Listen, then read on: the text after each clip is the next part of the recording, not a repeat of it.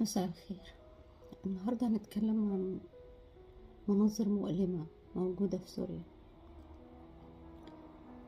في زوايا مدن متدمرة من أنقاض الحرب. أرواح منسية، أرواح ذنبها بس إن هي اتوجدت في مكان غلط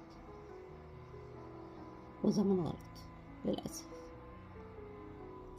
بكل وحشية، بدون شفقة، بدون رحمة، بنقتل حيوان بريء. قط، كلب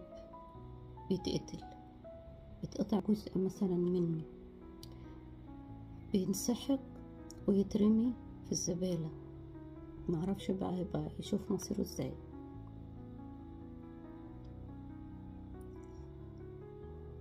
يا ترى انتوا رأيكم ان ده المفروض يتحمل؟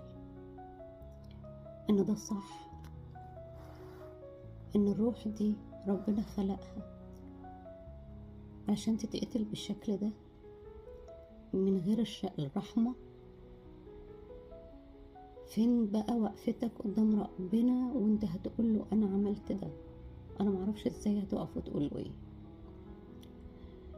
هل يا جماعة انتوا مع الموضوع ده ولا يا ترى ضده؟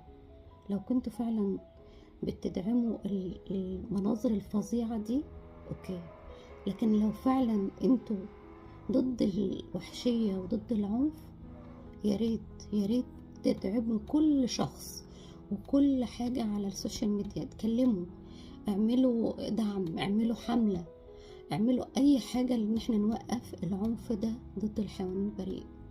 حيوانات بريئة ملهاش ذنب. روح زيها زيك، ربنا خلقها عشان تعيش، مش عشان انت تقتلها بالمناظر دي، بالمنظر الفظيع ده.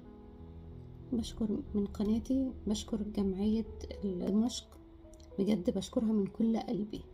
بيدعموا الحيوانات وبيحاولوا ينقذوها من اللي بيحصل فيها. بجد بشكركم من كل قلبي. الجمعية يا جماعة اسمها جمعية ستار في دمشق. لو عايزين تدعموها ياريت، حتى ولو بكلمة، حتى ولو بفيديو. يا جماعة اتكلموا، اعملوا حاجة. دي روح، خليك صوت ليهم.